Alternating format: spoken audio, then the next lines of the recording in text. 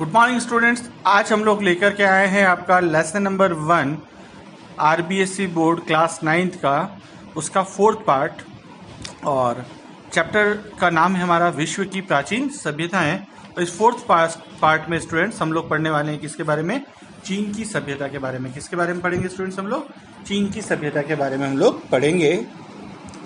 तो lesson start करने से पहले मैं एक चीज़ आपको कहना चाहूँगा स्टूडेंट्स कि अगर आपने अभी तक भी हमारा चैनल जो है सब्सक्राइब नहीं किया है तो प्लीज़ आप उसे सब्सक्राइब कर लीजिए, जिससे कि आपके पास में डेली बेसिस पे जो वीडियो अपलोड होते हैं वो आप तक पहुंच पाए।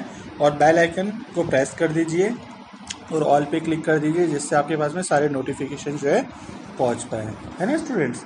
तो अब हम लोग जो है चीन की सभ्यता जो हमारा टॉपिक है वो स्टार्ट करते हैं। तो चीन की प्राचीन सभ्यता हुआंगहो और चांगजियांग नदियों की घाटियों में विकसित हुई थी। कहाँ हुई थी स्टूडेंट्स? हुआंगहो और चांगजियांग नदियों की घाटियों में विकसित हुई थी। और चीनी लिपि आरंभ में चित्रात्मक थी, यानी कि उसको कैरेक्टर फॉर्म में बनाया गया था। धीरे धीरे इसकी स्वयं की वर्णमाला का निर्माण हुआ, यानी कि उन्होंने क्या किया, अपनी खुद की वर्णमाला बना ली। मंगोल जाति के लोगों ने इस सभ्यता को जन्म दिया एवं विकास में सहयोग भी दिया। और उपलब्ध ऐतिहासिक तथ्यों के वैज्ञानिक विश्लेषण के आधार पर चीन का व्यवस्थित राजनीतिक इतिहास जो है वो 2852 ईसा पूर्व से फूसी नामक शासक से प्रारंभ होता है। कहाँ से होता है प्रारंभ? फूसी नामक शासक से प्रारंभ होता है। चीन के शासकों के राजवंशों में शॉन्ग वंश, चाउ वंश, हॉन वंश, सुई वंश, तांग वंश, शुंग वंश प्रमुख थे। अब स्टूडेंट्स हम लोग शुरू करते हैं आगे। चीन की सभ्यता की विशेषताएं क्या है? ये तो हमने क्या देखा था, चीन की सभ्यता कहाँ विकसित हुई, किसने किया, वो सारी चीजें। तो चीन की सभ्यता की विशेषताओं की अगर हम लोग बात करें तो सबसे पहले लेते हैं स्टूडेंट्स हम लोग वहाँ पे सामाजिक जीवन को। तो चीन का प्राचीन समाज मंडारिन, कृषक, कारीगर, व्यापारी तथा सैनिक वर्ग में विभाजित था। और सेना में भर्ती होने वाले लोग या तो अत्यंत गरीब या निर्धन होते थे, अपरिश्रमी या समाज से में अवांछनीय चरित्र के माने जाते थे, यानी उनको लोगों को कोई पसंद नहीं करता था कि कुछ काम नहीं मिला इसलिए ये इसमें चले गए।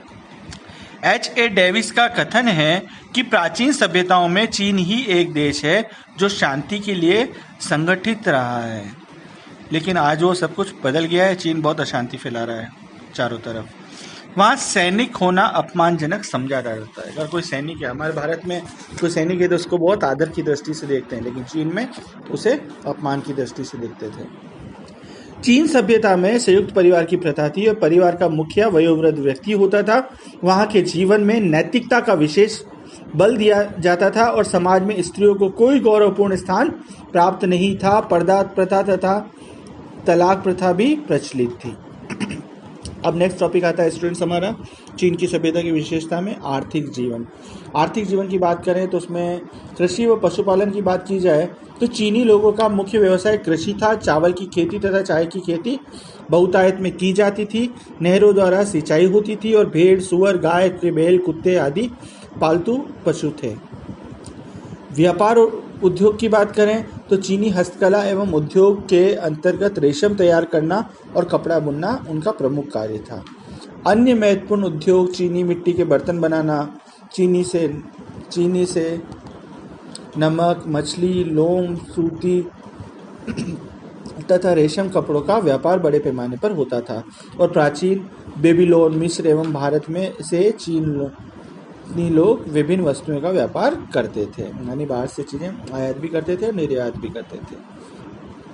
अगर धार्मिक मान्यताओं की या धार्मिक जीवन की बात की जाए इसमें तो चीनी लोग प्रकृति के उपासक थे। वे सूर्य, आकाश, पृथ्वी, वर्षा की पूजा करते थे। चीन में राजा को परमात्मा का पुत्र माना जाता था और वे जादू, टोना, बलि आदि में भी विश्वास करते थे, यानी काला जादू वगैरह भी करते थे। कालांतर में चीन वासियों की धार्मिक विचारधारा कन्फ्यूशियस के सुधारवादी एकेश्वरवाद एवं लाओ त्से की शाश्वत आत्मा के ताओवाद और बुद्ध धर्म से प्रभावित हुई। अब बात करते हैं स्टूडेंट्स हम यहाँ पे ज्ञान विज्ञान की। तो प्राचीन चीन में ज्ञान विज्ञान की खूब उन्नति हुई। कागज, छापाखाना, शाही, बारूद, चित्रकला तथा दिशा सूचक यंत्र का आविष्कार भी सर्वप्रथम चीन में ही हुआ था।